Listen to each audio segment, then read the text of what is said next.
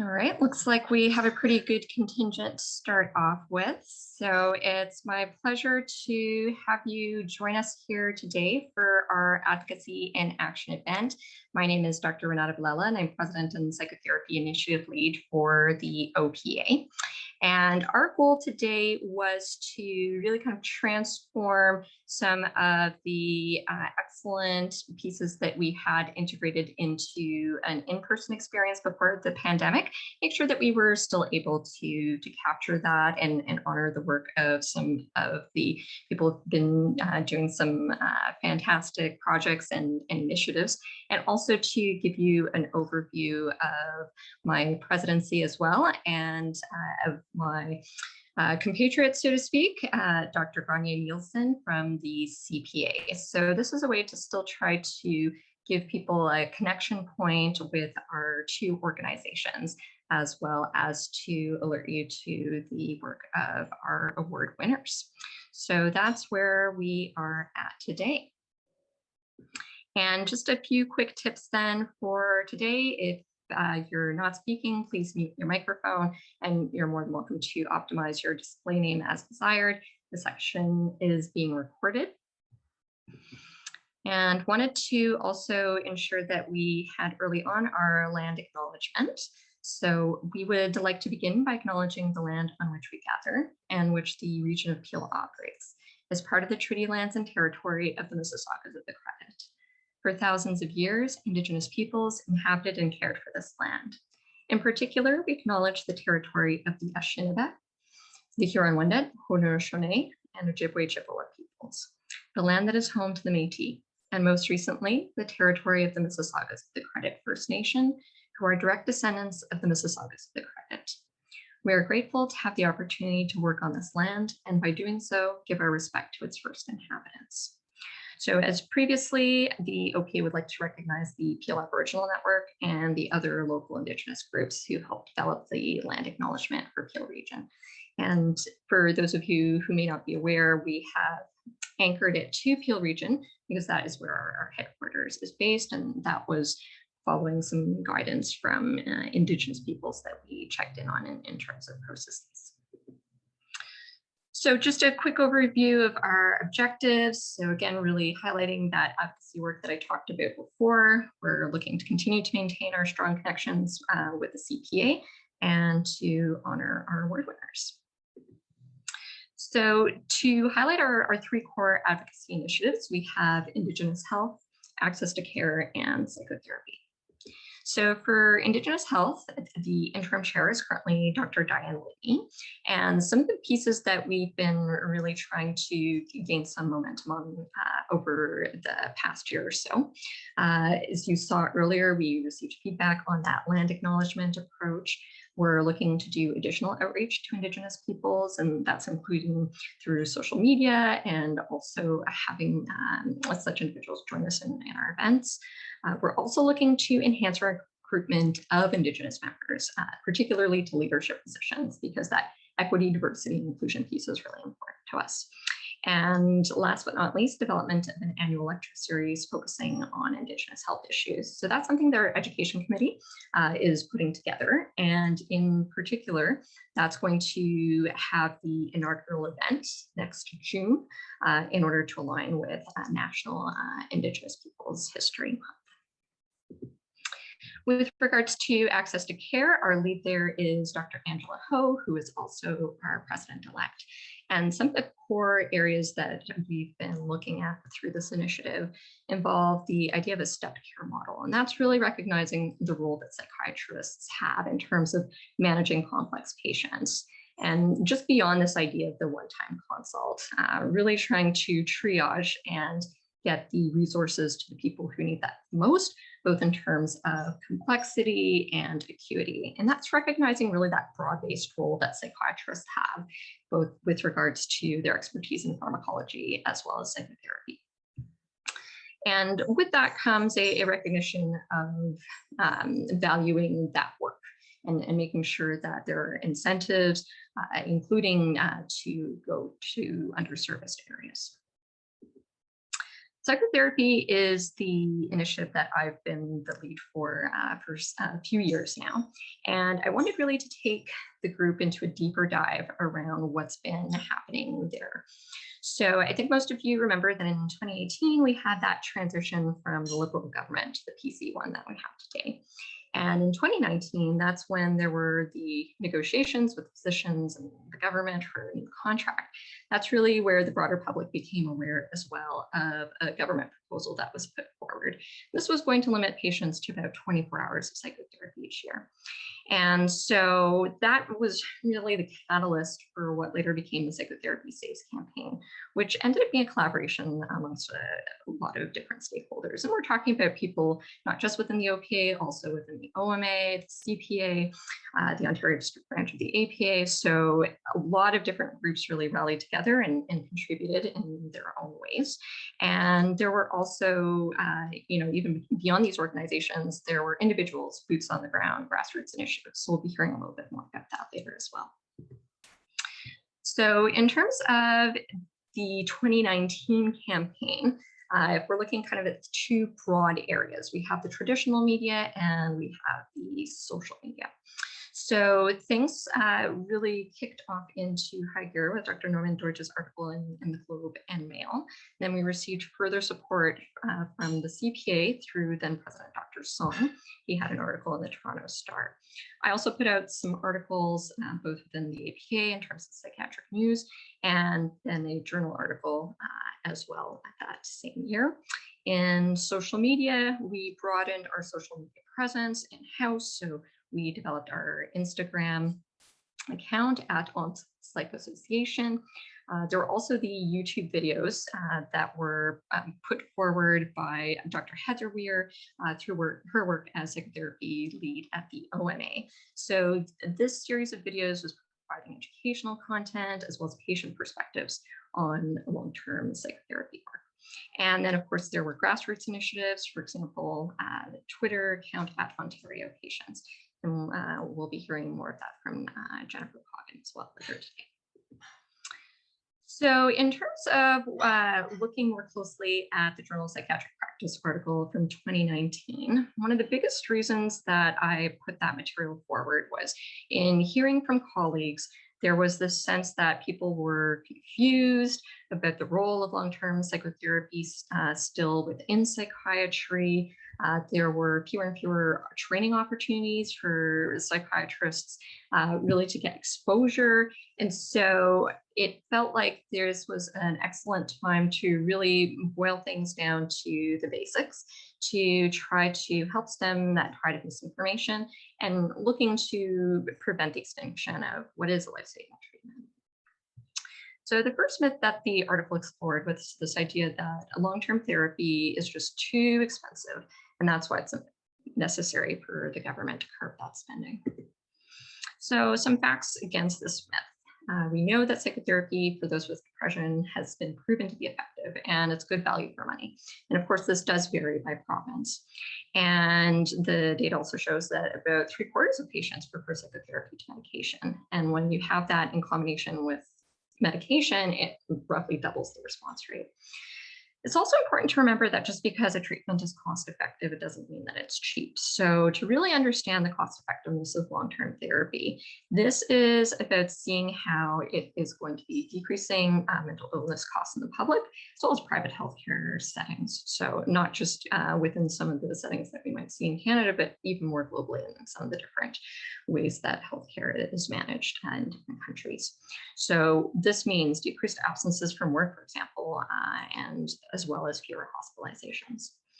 Another important piece is that when we're forcing people to kind of go through this setup where they have to fail abbreviated care before they can get access to treatment that's more intense, either in terms of frequency or duration, that can be pretty devastating. You know, this fast food medicine model really ends up devaluing patients as well as their healthcare team. So what we can conclude is that really this should be about clinical judgment and not arbitrary limits in terms of how we implement psychotherapy with regards to frequency and duration. So the second myth is that long-term therapy is not evidence-based, and so this is just a large group of worried well who are being needlessly spent money on. So some facts against that. We know it's not being overused. There is plenty of evidence that's an effective treatment for a broad range of mental disorders. So we're talking about personality disorders, substance use disorders, somatization, et cetera. The list goes on. And another important piece to keep in mind is with severe cases, depression can result in suicide. And that's the second most common cause of death amongst those 15 to 29 years of age. And suicide results in the death of around 800,000 people, irrespective of age, each year. That's huge. So this really goes back to that idea of the life-saving treatment that I referenced earlier. And although psychotherapy isn't often thought of as being a biological treatment, it actually is. As more research has gone into this work, we know that there are changes at the level of the brain that can occur following long-term therapy, and that then is correlated with symptomatic relief. So some more facts against that second myth. So long-term therapy has consistently been shown to have comparable outcomes to cognitive behavioral therapy and medication. And it also has large effects for decreasing symptoms and for improving disorders of moderate severity. We're talking not only at the end of therapy, afterwards as well. So there is a continued benefit. Unfortunately, with the short-term therapies, they're often not sufficient for complex mental disorders. So they do have their time and place. It's about really matching the appropriate treatment to the patient in front of you. And again, this is information that has been supported by meta-analyses. So with regards to the short-term therapies, how come they keep coming up as the evidence-based ones?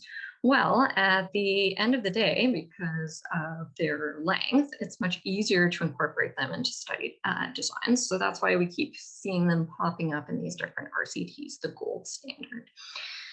At the same time, we have to remember that in terms of the real world, these kinds of studies that typically feature the shorter term therapies, they can end up with such idealized conditions that up to 2/3 of patients seeking treatment are excluded.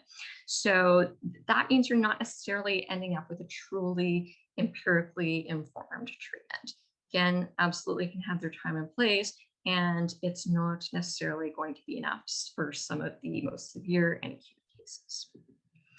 So our second conclusion is that even though it's the shorter term therapies that are traditionally designated as evidence-based, there is plenty of support as well in the research for long-term therapy.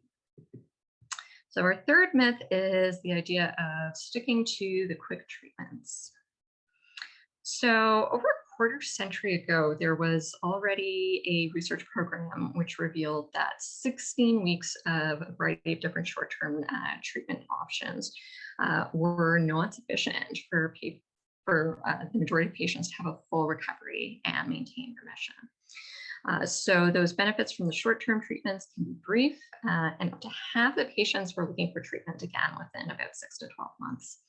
So if you're talking about an ambulatory setting, you're usually looking at people needing about a year of psychotherapy to achieve a 3/4 recovery. So another component of that as we're looking at the end of a treatment is that if you're looking at something that's really too narrow a window, you're potentially missing that later therapeutic benefit. So our third conclusion is that treatment length matters. So what happened with the Psychotherapy Saves campaign in 2020? Well, the pandemic coincided with that. So obviously the strategy had to reshuffle. There were a lot of conferences where the topic was going to be presented, and then that had to get shifted due to cancellations, et cetera. So really the goal was still to keep the messaging alive, just more focused in terms of virtual means. So there's that ongoing media engagement. An article came out at the beginning of 2020 in the Globe and Mail. And so there were several letters to the editor rather, and people writing in about their perspectives. And there were 3 of us from the OPA Council who wrote in response to that, myself, Dr. Jordan Box, and Dr. Grainne.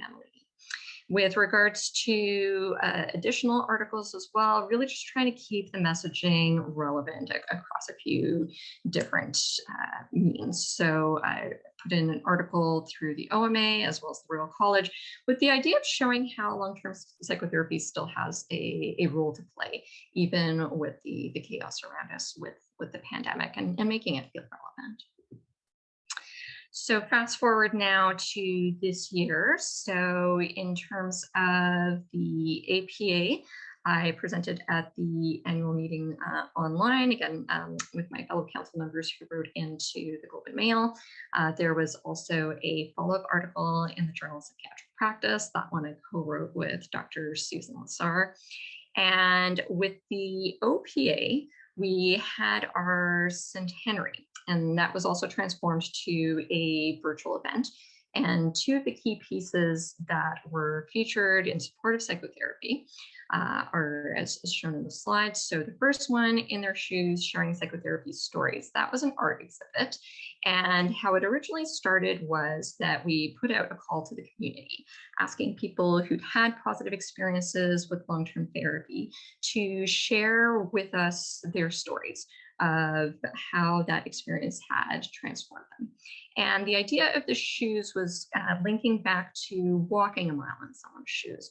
So the shoes were that visual representation of their journey through recovery. And on top of that, we also had another psychotherapy saves video that came out again with the support of Dr. Heather Weir at the OMA. And so those two pieces were integrated into our centenary event, and that is available through our website. So you can also directly link to that through YouTube. So in terms of solutions, where do we go from here? How can we take a step back through a bird's eye view and try to understand the bigger picture of this problem that we are facing? A lot of it goes back to, unfortunately, the stigma against mental illness and subsequently its treatment. So that means that it's harder to recruit people to enter psychiatry, harder sometimes as well to even keep people as psychiatrists, a lot of burnout. And, as things have shifted in terms of areas of focus, also harder to maintain interest in psychotherapy, especially as the training opportunities continue to get eroded. So what could help in the short term? Incentives, as with many things in life, to help. So that means remuneration, that means ease of access. So one of the unexpected pieces that came out of the pandemic was faster access to telepsychiatry, which is just huge. While, of course, some of these different modalities like the phone and the different virtual platforms that are available for that do come with their own challenges.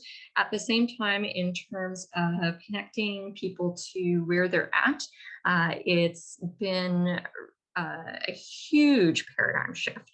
And that means now that people who, for geographic barriers or socioeconomic barriers, weren't able to connect into getting mental health treatment, they now can, which is huge. And it's certainly something that we hope is going to continue to be available for people. We're talking about people who, for example, couldn't afford to drive 2 hours each way to see a psychiatrist, for example. We're talking about people who were in places where they didn't feel safe and had to get creative in terms of accessing their psychiatrist. Like, for example, maybe they had to do their appointment on their phone in their car in order to get access.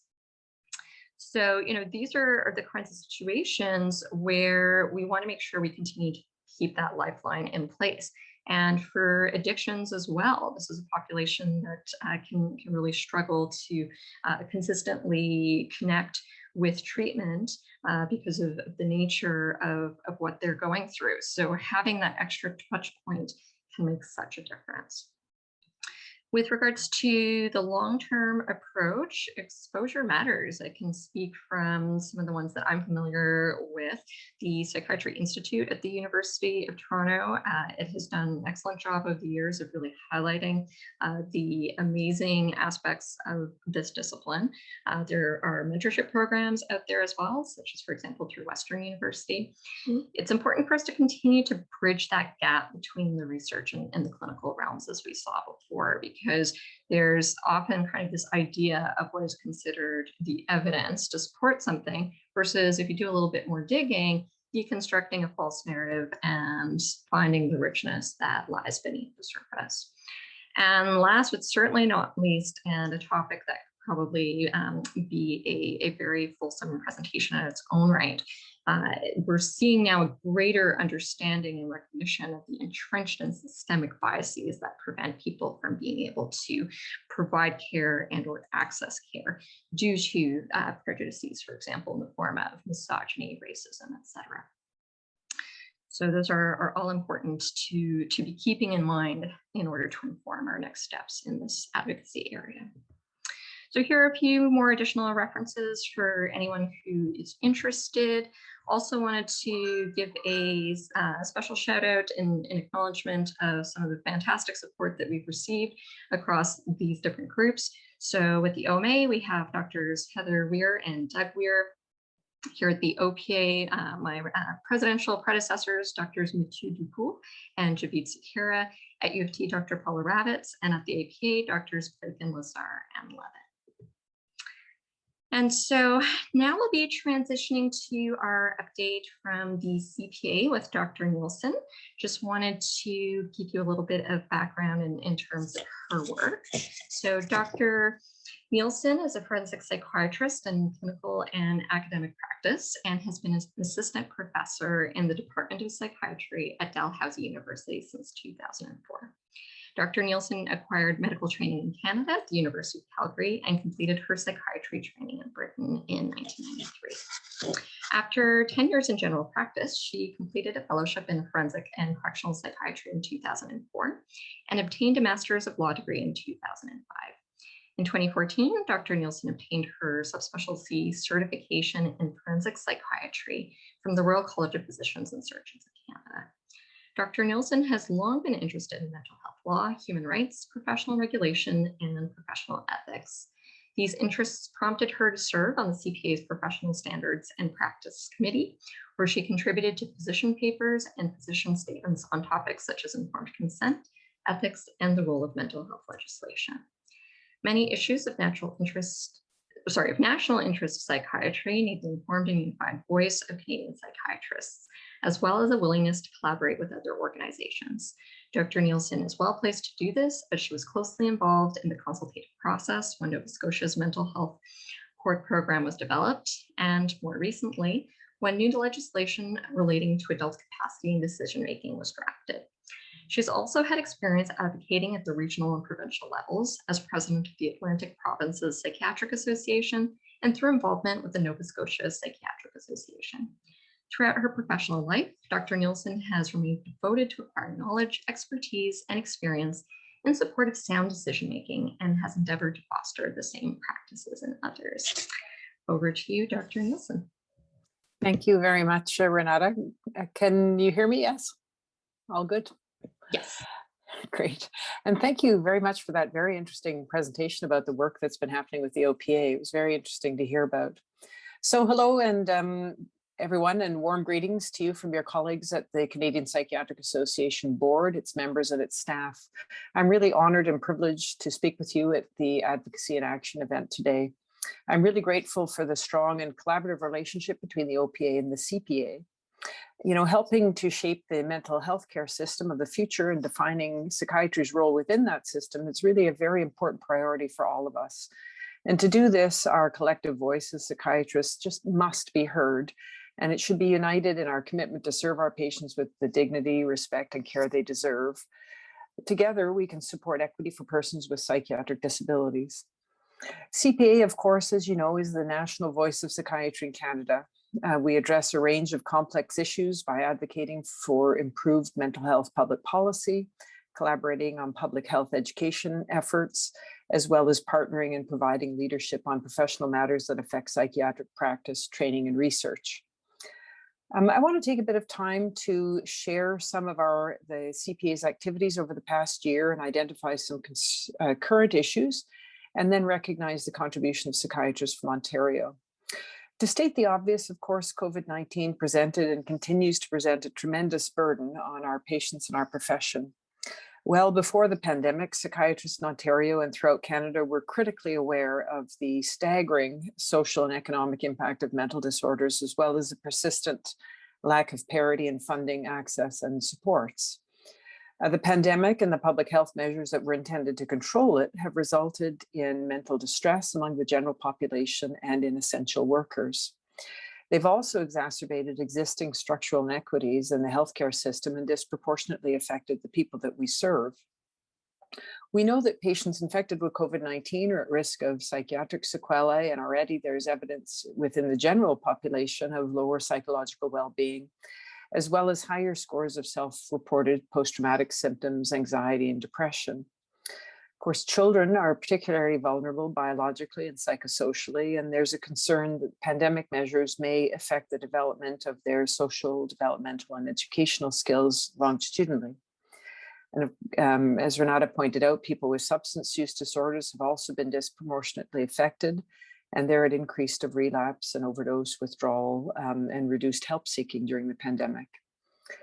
So telepsychiatry has been presented as a solution to mitigate the repercussions of in-person contact or lack of in-person contact. But not all patients with psychiatric illness have the financial resources nor digital literacy to effectively use telehealth platforms on an outpatient basis. So it's really important that we as a profession promote clinical practices that don't disadvantage patients with limited access to telehealth. The pandemic, of course, has put a tremendous focus on health and well-being. This unprecedented public interest in mental health is an opportunity to promote the value of psychiatry and extend the reach of our advocacy efforts. It's indeed time to take action to advocate for parity and overcome these long-standing deficiencies through appropriate mental health investment that actually reflects the estimated 50 billion annual cost of mental illness in Canada. The OPA has done very important work in this area through its initiatives on access to mental health care and care delivery models, as well as its challenge of proposed limits on physician-delivered psychotherapy. As individual psychiatrists, I know that many of you have supported colleagues who have struggled during this pandemic, and you've continued to advocate for your patients while balancing concerns for your own health and safety. I sincerely hope that better times are ahead for all of us. The CPA appeared before the Senate last summer, and we identified priorities to address some of the many unmet mental health needs that were exposed by the pandemic. As part of the pre-budget consultations, the CPA recommended that the federal government make additional investments to improve access to care and treatment, track progress on key mental health indicators, and establish, collect, and report on national wait times for access to mental health services. The CPA is also a member of a number of coalitions that are working to influence national health policy and increase investments in mental health care. In addition to COVID-19, Canadian psychiatry has also been grappling with the issue of medical assistance in dying. Bill C7, which came into force on March 17, 2021, introduced changes to the eligibility criteria for MAID in response to a Quebec court decision, which struck down the requirement that death be reasonably foreseeable. While people with mental disorders were not explicitly excluded from requesting MAID under the previous legislation, the new legislation temporarily excludes requests that are solely on the basis of a mental disorder for a period of 24 months. The temporary exclusion will provide additional time to study how MAID could be provided with appropriate protections in place. The CPA has not taken a position on whether MAID should be accessible solely on the basis of a mental disorder. In our appearances before committees of the House of Commons and the Senate, as Bill C7 was under debate and study, the CPA urged the government to ensure that the legislation would protect the rights of vulnerable Canadians without unduly stigmatizing and discriminating against people with mental disorders. So whether the illness is physical, mental, or a combination of both, equitable access to clinical services is really an essential safeguard to ensure that people don't request MAID because of lack of available treatments or supports or services. The CPA's forthcoming discussion paper on MAID, as well as a series of other documents, we hope will help guide Canadian psychiatrists through the clinical, ethical, and practical issues that are associated with MAID, where mental illness is the sole underlying mental condition. I want to assure you that the CPA board is committed to continued collaboration with Canadian psychiatrists. We want to hear from you and we welcome your constructive dialogue. Your engagement is always important, but it's especially critical when the stakes for our patients and our profession are so high. Canadian psychiatrists can and should contribute their medical expertise to this issue.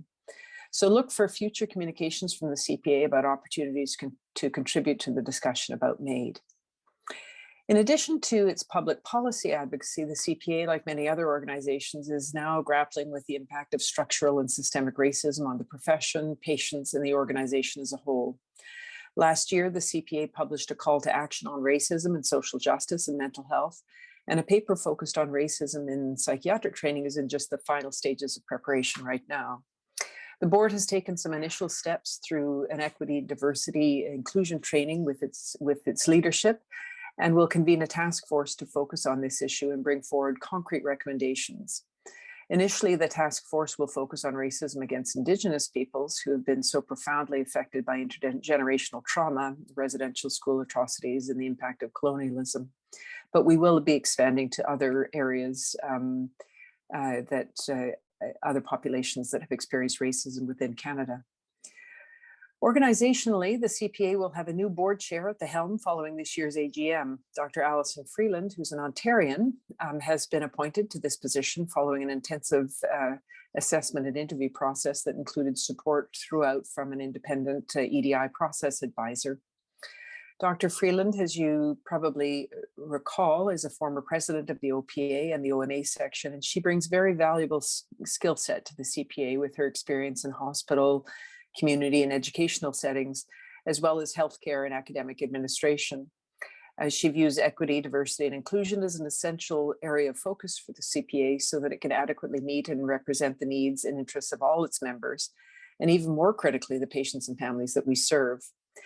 Dr. Freeland will in fact be the second female chair to chair the CPA board since the position was created in 1972. So while this past year has been really challenging, CPA member volunteers from Ontario and other provinces have been active on our committees and have been prolific in producing and revising various position statements and discussion papers. An important update to the CPA position statement, Psychotherapy and Psychiatry, is soon to be released.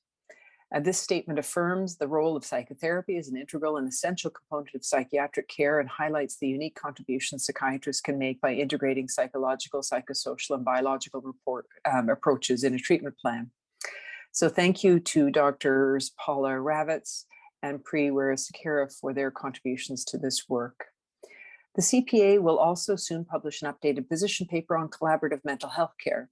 This is a joint paper with the College of Family Physicians of Canada and was prepared by the Collaborative Working Group on Shared Mental Health Care, which is co-led by Nick Cates and Dr. Javid Alou.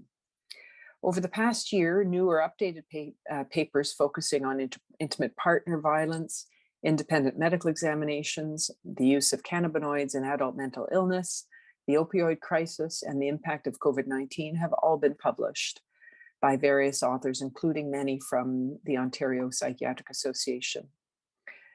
We welcome Ontario members' continued involvement with the CPA to shape the future of the organization, to inspire Canadian psychiatry and build a bright future of benefit and impact. Younger members can enjoy opportunities to work on various committees, receive mentoring from the brightest field minds in psychiatry, or influence public policy to tackle issues that matter most. Finally, I would like to recognize the long-standing and fruitful relationship between our two organizations. As I mentioned, OPA members have been prolific contributors to the CPA and have helped it become the organization that it is today.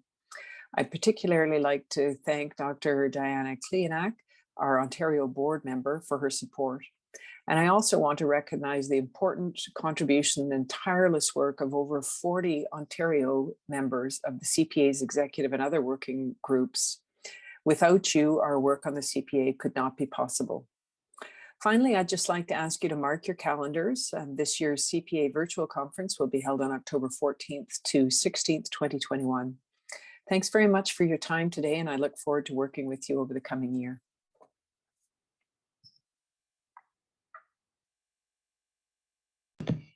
Thank you so much, Dr. Neilson. Really appreciate you taking the time to share with us today the work that you've been accomplishing at the CPA, as well as what's ahead.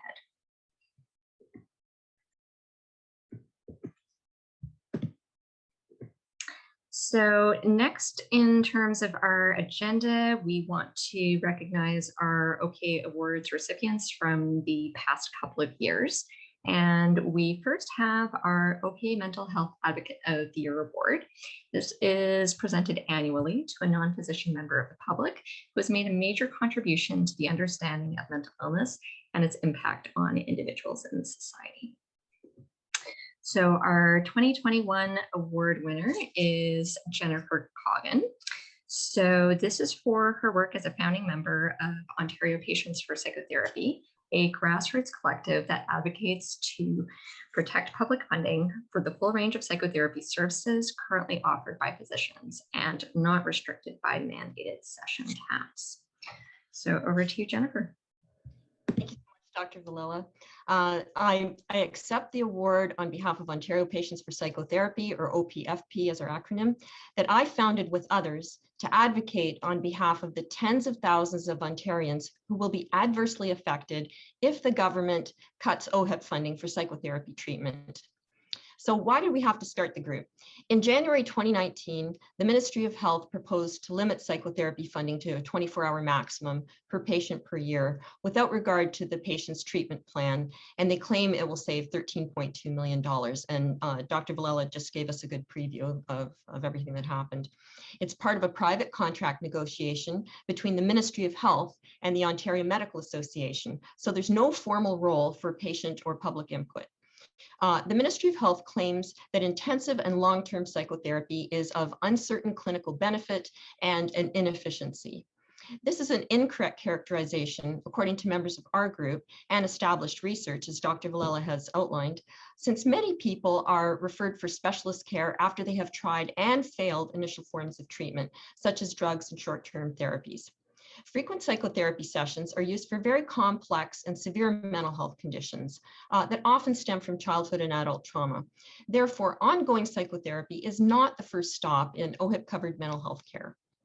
The cuts were motivated by the global trend to so-called evidence-based research to prioritize short-term cognitive behavioral therapy and to exclude other modalities. Through social media, I connected with people from Australia, from the UK, and North America who testified to the harm that privatization inflicted on people who previously had publicly funded access and who cannot afford the psychotherapy sessions that they need. In our group, there's a dual fear. There's the fear of speaking out due to social reprisals, and there's the fear of not speaking out in case the negotiations go against our interests. We've been very heartened by the advocacy efforts of OPA Psychotherapy Initiative and personally by Dr. Villela, as we've seen, as well as efforts by the Coalition for Saving OHIP-funded Physician-Delivered Psychotherapy. Dr. Doug Weir and Dr. Heather Weir of the OMA section of Psychiatry created the Psychotherapy Saves video series and submitted position papers for their contract negotiations, which showed that effectively treating complex conditions saves money compared to piecemeal quick fix interventions. And we saw all this with Dr. Villela's presentation. So what has OPFP accomplished so far? We submitted a government petition with approximately 1,200 signatures in association with the Dissociative Society of Canada and Sick of Cuts. This was read 3 times in the legislature. We solicited community letters from the Ministry of Health on behalf of people with eating disorders, including children and adolescents, post-secondary students and those on low income, and employees with insufficient workplace health coverage. We arranged for a radio interview with Accessible Media Inc., and we launched our website earlier this year. OPFP recommendations for the Ministry of Health are to immediately withdraw your proposal to limit psychotherapy funding, full stop. We also recommend that you offer telehealth for intensive and long-term psychotherapy and hire more psychotherapists from various backgrounds. Consult patients in research and in changes to government policy concerning mental health. and above all, to eliminate harmful stereotypes about those who use psychotherapy, such as the worried well, easy patients, and rich and famous actors telling entertaining stories. For physician-delivered care, we want you to accelerate your equity, diversity, and inclusion reforms in curriculum training and hiring therapists, and especially to reach out to racialized LGBTQ2S+ communities and to advocates of disability justice, to MAD identified individuals, and to psychiatric survivors and consumers to consult and co-design services with them. We also want you to implement the Truth and Reconciliation Commission's calls to action for Indigenous culturally appropriate mental health care, such as the OPA's Indigenous Health Initiative, and to pass on multiple therapeutic modalities to the next generation of clinicians. OPFP will use this award to advance our advocacy efforts to preserve intensive psychotherapy that is in danger of becoming increasingly privatized and thus out of reach of those who require it. Other countries have eliminated public funding for this life-saving treatment, and we have to fight to preserve it here in Canada as a public good. On behalf of Ontario Patients for Psychotherapy, I thank the OPA for this honor. Wonderful, Jennifer. Thanks so much for sharing with us your work and everything that Ontario Patients for Psychotherapy has been fighting for. So next up, we have our 2020 Mental Health Advocate of the Year Award recipient, Eric Windeler. So Eric started Jack.org with his wife, Sandra Hannington, and support from their closest friends in May 2010 after losing their son, Jack, to suicide. Since then, Eric has put aside his business interests and leads Jack.org full-time. With a staff of 60 and 3,000 youth volunteers, Jack.org is Canada's only charity training and empowering youth leaders to revolutionize mental health in every province and territory. Eric works tirelessly to inspire discussion about mental health, especially among young people. Thank you, Eric. Thank you, Renata, and thank you so much to everybody at the OPA for this 2020 Mental Health Advocate of the Year Award. I certainly never seek any personal recognition, but these type of awards really help elevate the awareness of our work. So I'm incredibly grateful on behalf of everybody at Jack.org. And just to give you a little more background beyond the bio that you read, you know, this is obviously not a way any parent or adult wants to be called into the mental health sector. You know, if you were to ask me, I guess it would be 11 years and 4 months ago, how we were doing as a family, I would have told you we were the happiest, what we thought healthiest family. I was a successful entrepreneur. My wife was an executive at one of the big banks, and we thought we had 3 happy, healthy children. Our eldest Jack had done very well all through school and got into his university of choice, which was Queen's University. And we actually had no idea he was struggling. And it's just, you can't imagine. You get a call from a police officer and that poor individual has to tell you that you've lost your son. He was found in his residence room at Queen's University. And of course, we were devastated. But as we started to pick ourselves up, when with great support, you know, from our extended family and from very close family and friends, we said, you know what, if this could happen to us, it really could happen to anybody. So I actually started looking into it on full time. I never really went back to my career. And Sandra and I decided to make for us, a very significant donation in Jack's memory to Kids Help Phone.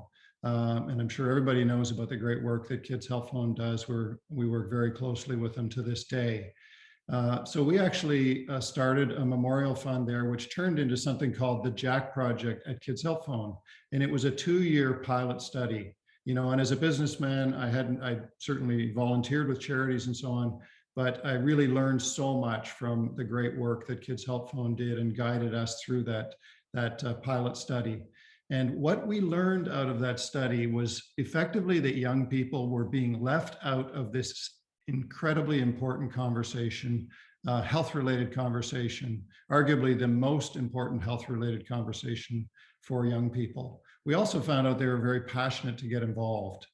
So after that 2-year pilot that was with 36 schools all across Ontario at that point, we actually shifted our funds to Queen's University, and we tested it with young people at the helm.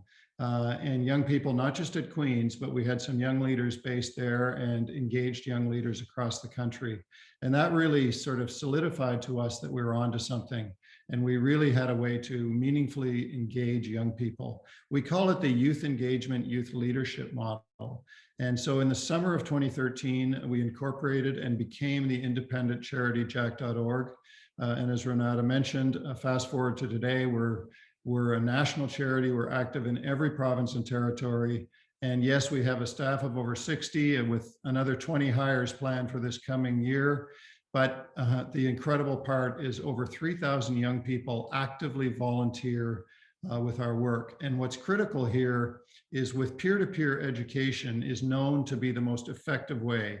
You know, young people don't want to listen to somebody who looks like me, who's 60 years old. They will listen to other young people. And that is so important. So our mission really is all about training and empowering these young people with evidence-based approaches to do what we call revolutionize mental health across the country. And what does that mean, revolutionizing mental health? Well, it starts with this peer-to-peer upstream education. We don't want young people to be finding out about mental health when they're in crisis. We want them to be learning about it early on in any journey that may have. It just actually makes sense. And so we actually, and I'll explain our programs briefly in a moment, but we really work to empower these young leaders to teach each other. And you can imagine when 3,000 young people are reaching out to their peers, they're reaching a very large audience. It's interesting, as we've evolved, our young people also want to advocate more. So we work really hard to elevate youth voices, to help them be very constructive and evidence-based advocates for both local, regional, and national systems change in the mental health space. You know, what's missing on my campus? How can we bring that? How can we encourage the administration to get that going on my campus, for example, all the way up to, we've engaged with the Federal Minister of Health with our young people, speaking in forums to them. So briefly, our programs, the first one is called Jack Talks. So each year we train and certify well over 100 youth speakers, and they volunteer to go through over 50 hours of public speaking training. This year alone, even during COVID, we delivered over 800 Jack Talks. They're either live streamed or digital recorded talks, both in person or normally in person, but this year they've been digital recorded talks or live stream talks. And that's the way to educate young people, by safely sharing stories and education about mental health. We have what are called Jack chapters. So these are groups of young people who are normally based in the educational settings, high schools, colleges, universities. And I should mention, that's our demographic, the transition years of age 15 to 24 plus. And that's known to be such an important time, and the time when most of the onset of mental illness occurs.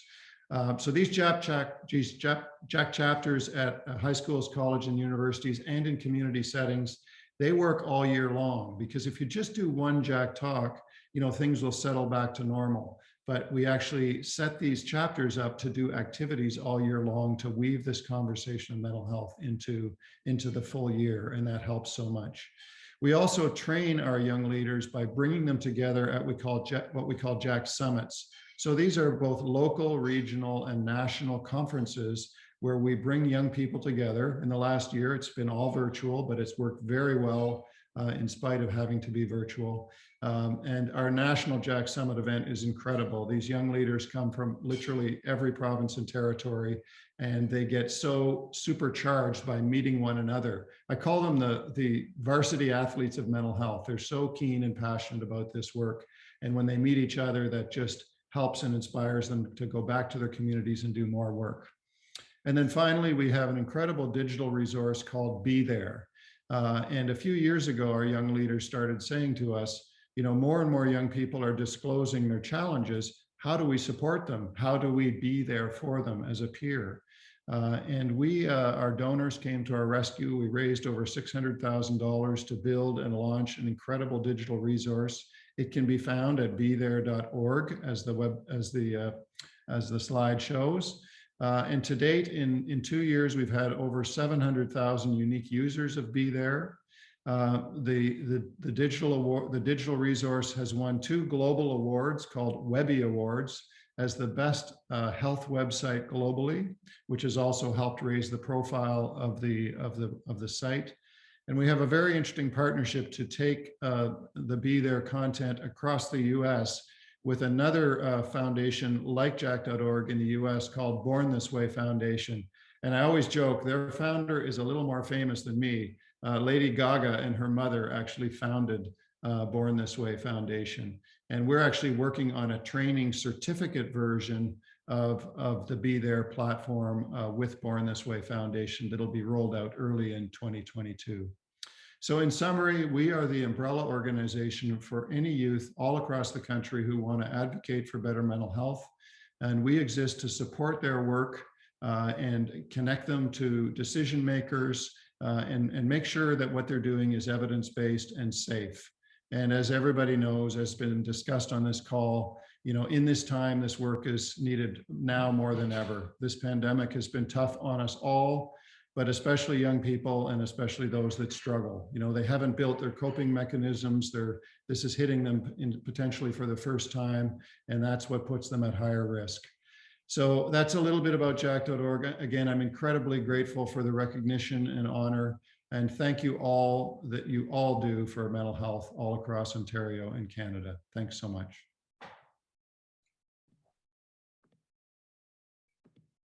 Thank you so much, Eric, for sharing with us this fantastic work that you've been engaged in. And it's really a testament to what this award is trying to capture and to celebrate. What you and Jennifer have done is really what it's all about. So thank you.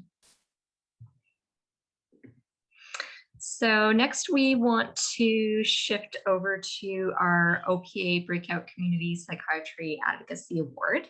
This is one of our newer awards, and it is in place to recognize contributions to the profession of psychiatry and to the public by a community psychiatrist engaging in grassroots advocacy in their local area.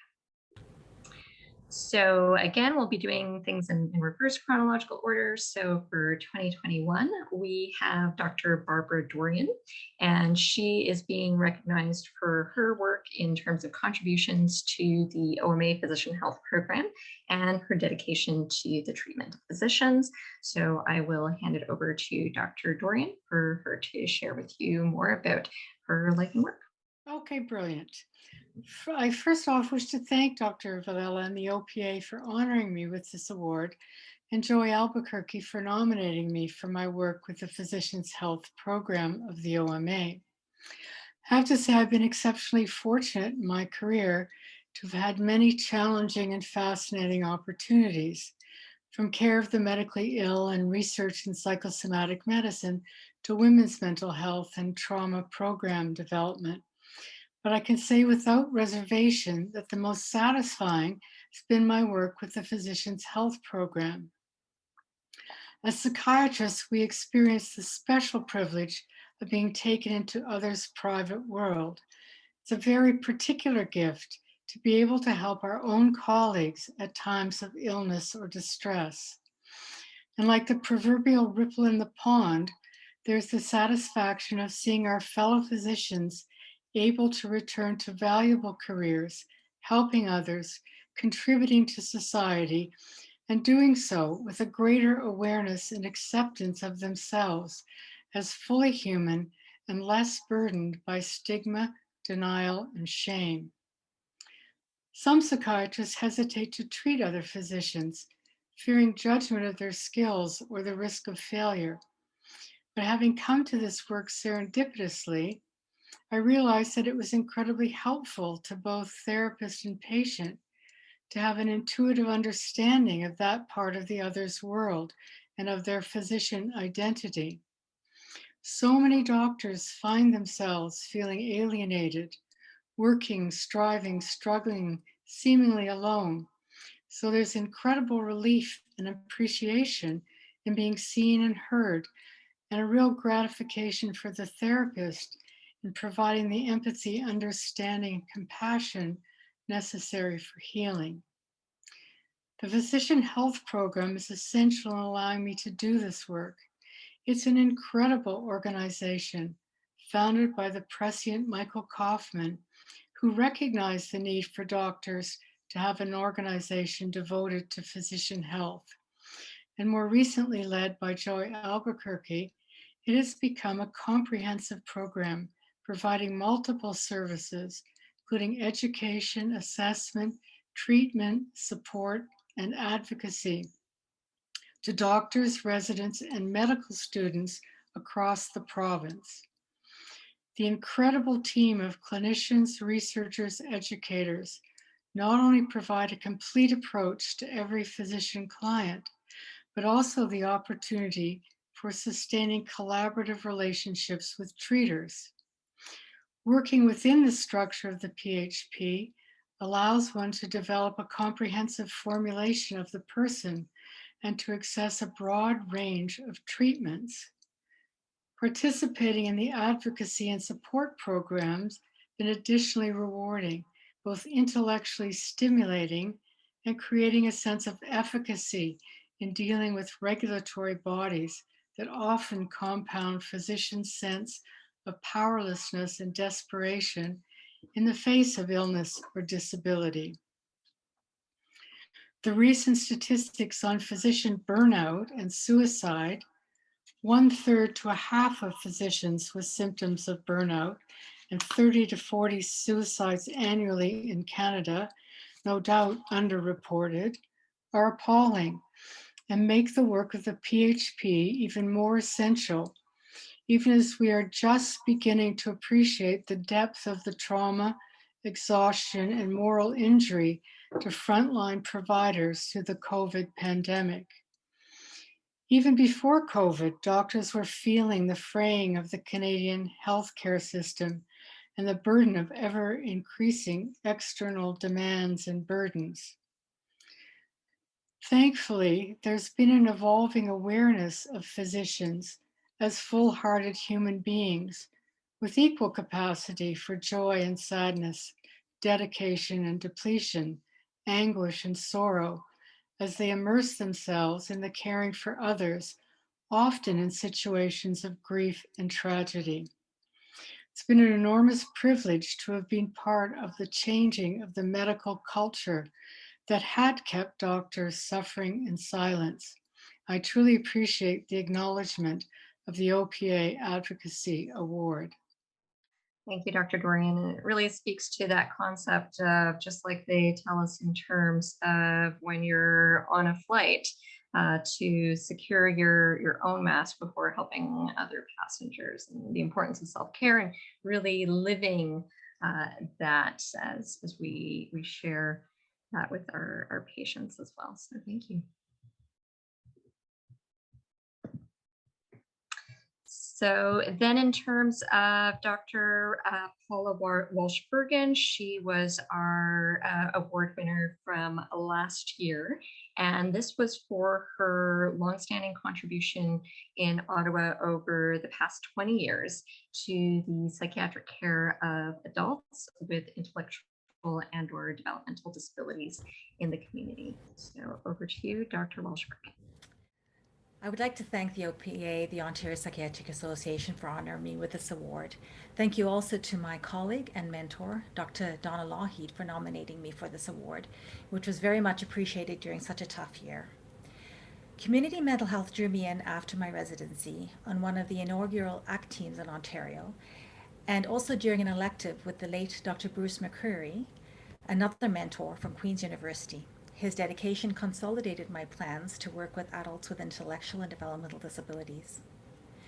Community mental health has evolved and expanded greatly as a result of deinstitutionalization and has allowed mental health care practitioners to embrace the recovery model of care to facilitate a new level of quality of care for our clients.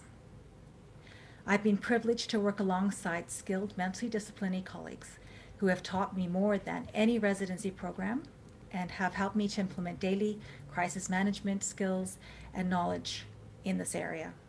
I'm regularly humbled by their level of knowledge, dedication, and empathy. Over the last 21 years, I've worked with the Step Down from ACT program with the Royal in Ottawa. We've been able to allow ACT teams to build capacity and flow by transitioning their most stable clients. Our clients have taught us the meaning of recovery and that the sky really is the limit. From maintaining independent housing to parenting successfully or obtaining a PhD in neurosciences with schizophrenia, our clients have shown our residents and medical students why mental health care matters to them. My collaborative care dual diagnosis mental health care clinic with CMHA started in 2003 and began in group homes. It has now reached over about 150 adults with IDD or differently abled adults. It has evolved but remains completely collaborative and community-based, where these adults and their carers appreciate an informal and tailored approach. This area is an area of psychiatry that continually requires my medical knowledge and skills to be honed. Close collaboration with primary care, neurology, genetics, and other specialties is essential to ensure the agencies and their families have access to comprehensive and timely care. My primary care colleagues appreciate the long-term follow-up and availability for consultation that I provide in a timely fashion.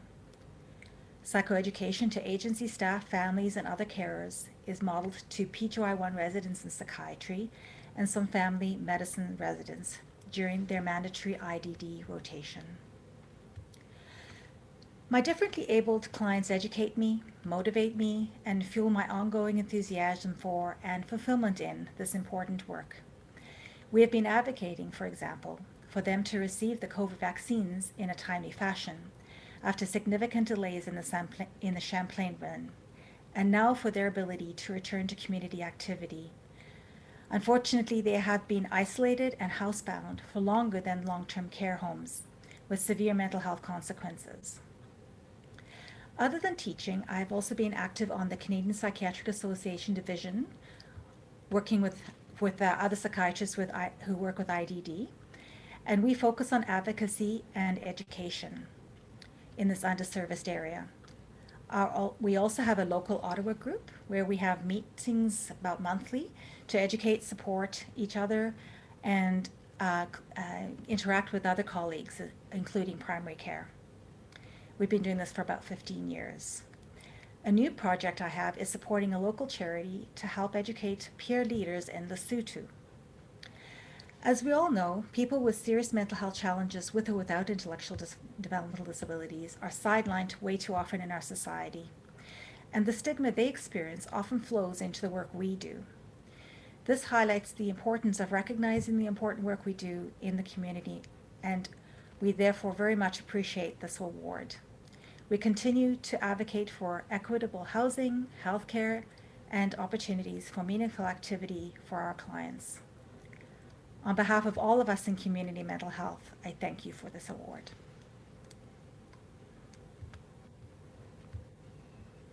Wonderful, Dr. Walsh Bergin. Thank you so much for giving us some insight into your longstanding work in the community with this very important population and shining a spotlight on their needs, especially as amplified by the pandemic. Thank you. So just wanted to share a little bit with the group in terms of the OPA. At the end of the day, we survive based on you giving us your support, your direction on what you feel is important for us to continue to do on your behalf. And so to help people understand a little bit more of what has been going on more recently in terms of different tendrils, we wanted to also showcase some of our additional projects. So with changes that came into effect with regards to the Ministry of Transportation and expectations around reporting, the OPA did a great deal of work led by Dr. Angela Ho in terms of getting clearer guidance on what was expected of physicians and with some of the unique needs of psychiatrists as well. There was also a Mental Health Act reform group that was put together, and that was led by Dr. Karen Shin. So they've done extensive consultation, including with patient stakeholders about determining ways to optimize the legislation. Another thing to be aware of is we've been looking for ways to make this feel like a connected experience with other groups. So there are some new member discounts for this year. So we have the Psychopharmacology Institute and Psychids CCMH that are offering some cross benefits. So we hope that this is aligning with some of your needs, especially as they have evolved over time, and we're always eager to receive feedback to help us to better cater to what would be of maximal benefit for you.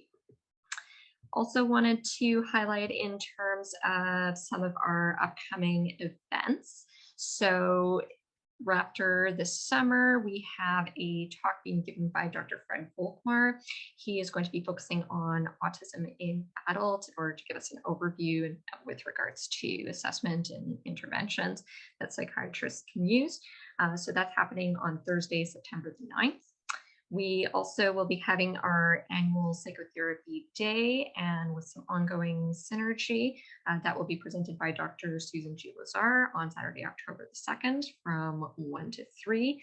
And to help us understand some of the work that she has done, particularly in the US, where they have seen an earlier version of some of the cuts that were proposed here. So a perspective on things to avoid in order to ensure that this treatment continues to be available. And then we also have our annual Mental Health and Addictions Conference. That is a 2-day experience happening from Thursday to Friday, November 11th to 12th. It's pretty deep dive. And for all those who want to learn a little bit more about this area, especially if you feel it's been a little while since you've had an opportunity to get more information on it, we have Drs. Valerie Primo, Mike Franklin, and Woodlove Lamba who are going to be leading that. So thank you once again to all of our speakers and to those who joined us today to learn more about what we're up to.